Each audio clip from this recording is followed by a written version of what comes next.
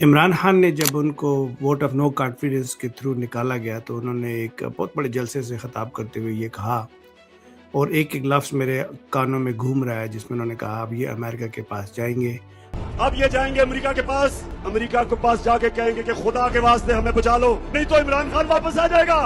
जब अमेरिकन अगर इनकी मदद करेंगे, कभी भी अमेरिकी मदद नहीं करेंगे जब तक वो इनके गले में जंजीर पूरी तरह टाइट करके नहीं डालेंगे। वो उनको कहेंगे कश्मीर को भूल जाओ, फलस्तीनियों के लिए मुंह ना खोलो, जो मर्जी इसराइल करे फलस्तीनियों से चुप करो। वहाँ पे जाके अपने आप को सरेंडर करेंगे, कहेंगे आप कश्मीर को भूल जाएं, फ़लस्तीन को भूल जाएं, गज़ा को भूल जाएं, और आप बस किसी तरीके से हमें इमरान खान से छुटकारा दिला दें ताकि हमारी कुर्सी है वो बच के रहे।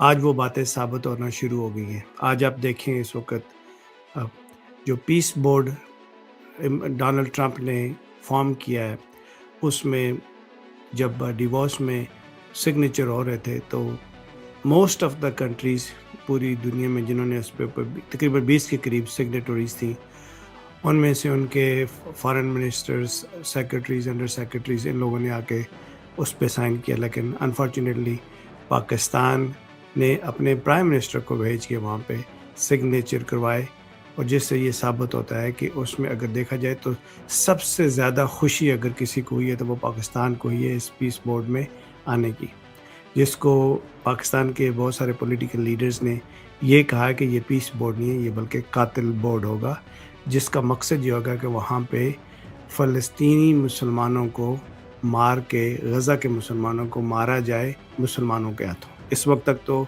फ़लस्तीन के अंदर जो कत्ल वारत हुआ है, जितने भी इस वक्त मुसलमान बेघर हुए हैं, 2 मिलियन के करीब IPDs बन गए, लाख के करीब लोगों को मार दिया गया है, 70,000 के करीब बच्चों का कत्लेआम किया गया है। उन सब को तो इजरायली फोर्सेस ने मारा है, लेकिन इस वक्त तो पाकिस्तान की जो सिग्नेटरी बने हैं उसका फ़ायदा सिर्फ़ और सिर्फ इजराइल को होगा। और डोनाल्ड ट्रंप ने बार बार अपने मीडिया टॉक्स में ये कहा है कि मिडिल ईस्ट की कोई फ़ोर्स वहाँ पे नहीं जाएगी, ये मिडिल ईस्ट से बाहर की फ़ोर्स होगी, विच मीन्स कि पाकिस्तान, अब पाकिस्तान या फिर टर्की हो जाता है या इंडोनेशिया हो सकता है। अब टर्की की फ़ौज को तो इसराइली किसी सूरत में बर्दाश्त नहीं कर सकते, क्योंकि वहाँ पे फ़ौजियों में जज्बा है, जुनून है, ईमान है, वो तो कभी भी अपने भाइयों पे नहीं उठाएंगे। तो उन्होंने तो इनकार कर दिया कि हम टर्की की फ़ोर्सेस को नहीं मानेंगे।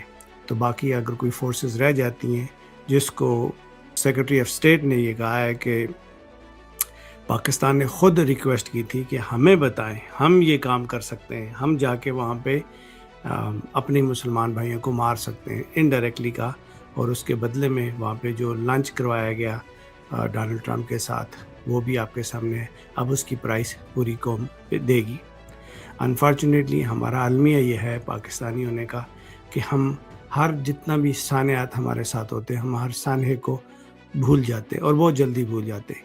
कायद आज़म को मारा गया तो हम भूल गए, लियाकत अली ख़ान को मारा गया तो हम भूल गए, जुल्फ़िकार अली भुट्टो को इन्हीं ताकतों ने फांसी दे दी गई, हम भूल गए, बेनज़ीर भुट्टो को मार दिया गया, हम भूल गए। अभी आपने रिसेंटली देखा कि बहुत सारे हमारे बुगटी ख़ानदान के लोगों को मार दिया गया, बुगटी को मार दिया गया, लेकिन हम भूल गए।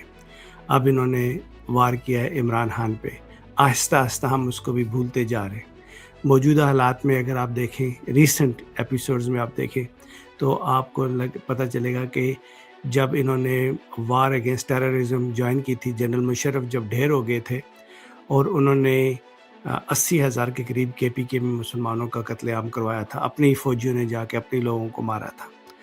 फिर आपने देखा होगा कि लाख से ज़्यादा कश्मीरी मार दिए गए, इन्हीं लोगों के कहने पे अपने लोगों ने मार दिए, लेकिन कश्मीर को ये लोग आज़ाद नहीं करवा सके। APS का वाक़या आपको याद होगा, 26 नवंबर का वाक़या आपको याद होगा, लोगों के सीने पे सीधी गोलियां मारी गई, स्नाइपर्स अटैक की गई।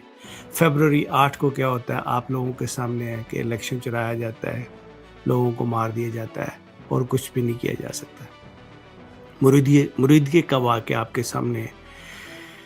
ड्रॉप साइट कहती है कि 1000 से ज़्यादा लोगों को मार दिया गया, آزاد کشمیر ایکشن کمیٹی نے جب آپ نے حقوق کی آواز اٹھائی تو وہاں پہ 12 لوگوں کا قتل عام کیا جاتا ہے. اور اب آپ دیکھیں تو اس وقت کراچی میں آگ لگی ہوئی ہے, بلوچستان میں آگ لگی ہوئی ہے, KPK میں آگ لگی ہوئی ہے. مجھے سمجھ نہیں آتی کہ یہ جو ٹولہ اس وقت حکمران بیٹھا ہوا ہے یہ کس پرپس کے لیے آئے ہوئے ہیں, پاکستان کو توڑنے کے لیے آئے ہوئے ہیں یا پاکستان کی حفاظت کے لیے آئے ہوئے ہیں. یہ فیصلہ آپ نے کرنا ہے. آپ اپنے کامنٹس میں اس چیز کا انالیسز ضرور دیجیے گا. میرا اپنا انالیسز یہ ہے کہ یہ جو اس وقت PM شہباز شریف نے سائن کیے ہیں, ان سائن کے بدلے انہوں نے پاکستان کا سودا کیا ہے, پاکستان کی غیرت کا سودا کیا ہے, پاکستان کی توہین کی ہے, پاکستانی عوام کی مینڈیٹ کی توہین کی ہے, اور اپنی صرف اور صرف نوکری بچائی ہے. یہ 1971 سے بڑھ کے ایک بڑا سانحہ ہے جس کو آنے والے دنوں میں ہماری عوام, پاکستانی عوام اس کا خمیازہ بھگتے گی. آپ کا کیا خیال ہے؟ آپ میری رائے سے اتفاق کریں یا نہ کریں, آپ اپنے کامنٹس میں اس کا اظہار ضرور کیجیے.